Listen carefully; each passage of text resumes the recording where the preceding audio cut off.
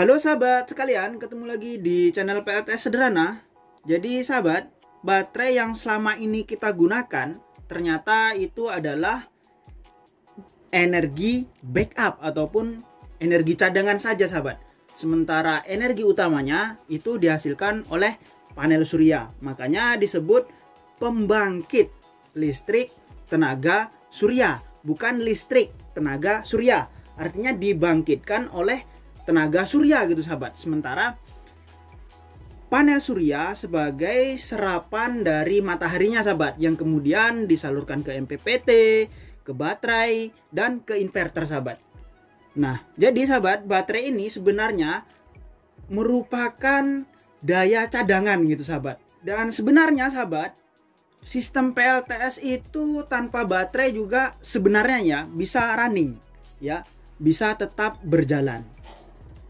Kenapa begitu? Karena biasanya sahabat ada inverter yang namanya inverter on grid ataupun PLTS on grid, itu tanpa baterai sahabat. Artinya sebenarnya PLTS itu juga bisa tanpa menggunakan baterai. Ada juga inverter yang tipenya hybrid, itu juga bisa tanpa baterai. Biasanya juga disebut inverter baterailess ya, baterailess sahabat ya namanya ya.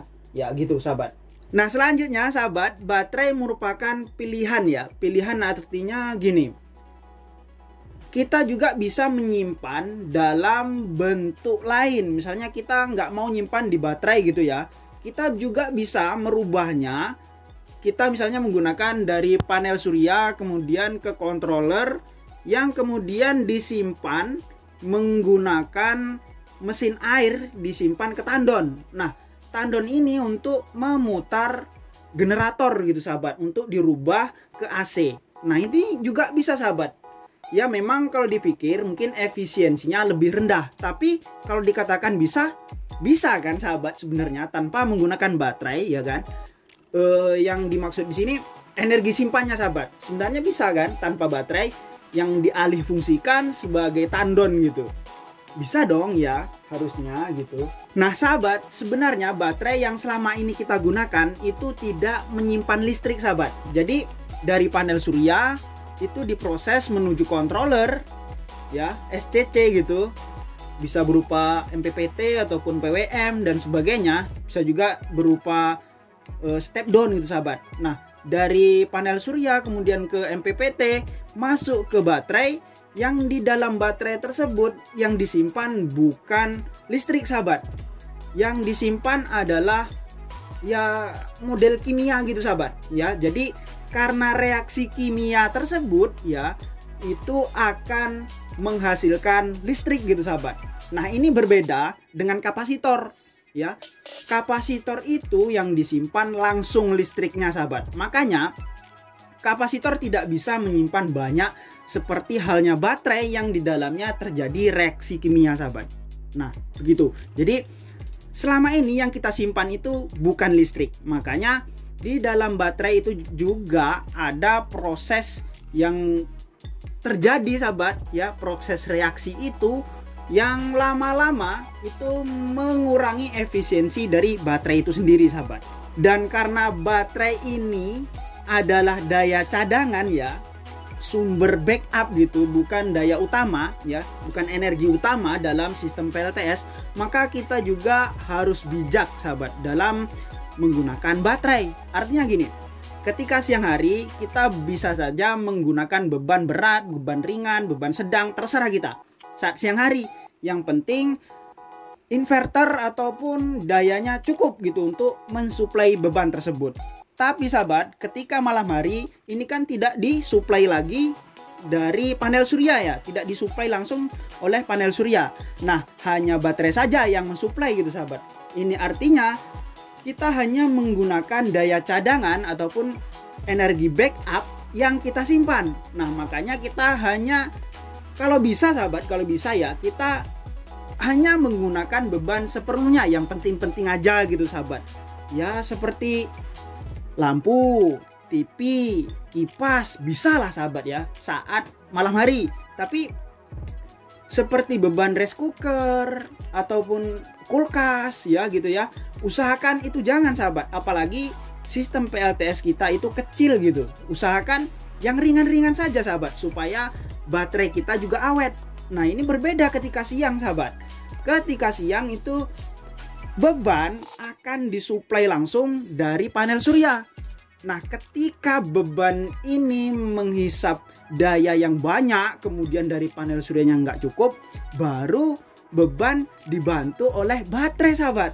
Nah ketika malam hari kan nggak ada tuh, panel surya udah mati gitu sahabat ya, udah mataharinya udah tenggelam, udah nggak menghasilkan energi. Nah satu-satunya daya ya baterai saja sahabat, dan itu tidak mungkin bisa menandingi saat siang hari. Makanya kita harus bijak dalam menggunakan baterai sahabat gitu. Nah salah satu hal bijak dalam menggunakan baterai sahabat ya, jangan mengecas baterai menggunakan baterai juga sahabat. Nah misalnya gini, ketika malam hari kita kan menggunakan baterai yang statusnya hanya backup gitu sahabat ya, emergency gitu ya, power bank lah bahasanya gitu sahabat ya. Jangan mengecas baterai menggunakan baterai yang posisinya ini cuman backup ini sahabat. Artinya gini, kita punya sprayer, kita punya juga lampu charger ataupun center charger gitu. Nah usahakan yang hal-hal seperti ini ya, yang dicas gini, usahakan ngecasnya juga siang sahabat. Kalau misalnya HP kan beda sahabat ya, karena itu memang kebutuhan non-stop gitu ya, 24 jam kita memang butuh HP gitu. Tapi seperti halnya lampu emergency, sprayer dan sebagainya, itu kan bisa dicas pada saat siang hari sahabat. Ataupun seperti sprayer elektrik, kita bisa kan ngecas pagi kemudian kita gunakan saat sore, ataupun sebaliknya gitu, pulang dari menggunakan sprayernya kemudian kita cas sebentar sebelum matahari tenggelam dan kita gunakan esok paginya. Bisa dong ya sahabat ya, daripada kita mengecas saat malam hari menggunakan daya cadangan saja gitu sahabat. Ini akan lebih efektif ketika kita menggunakan ataupun mengecas yang sifatnya baterai ya, itu di siang hari saja sahabat, barengan dengan ngecas baterai yang ada gitu. Jadi kita tidak mengecas dua kali sahabat, sudah ngecas baterai, ngecas pula lampu-lampu emergency gitu ya, yang bersifatnya itu baterai juga sahabat ya. Jadi cas siang saja sahabat, supaya baterai kita itu awet, tahan lama gitu sahabat ya. Jangan ugal-ugalan juga lah sahabat, supaya tetap bisa dinikmati dalam jangka waktu yang panjang gitu sahabat. Oke sahabat, saya rasa cukup sekian sharing kali ini ya, semoga bermanfaat bagi sahabat semua. Mohon maaf apabila ada kesalahan dalam penyampaian saya yang kurang tepat gitu sahabat. Terima kasih yang sudah subscribe, yang sudah mendukung saya, memberi support saya, dan sudah like, komen. Dan saya ucapkan terima kasih juga nih yang udah nonton tapi belum subscribe. Ya, silakan di subscribe sahabat. Oke sahabat, see you next time and bye.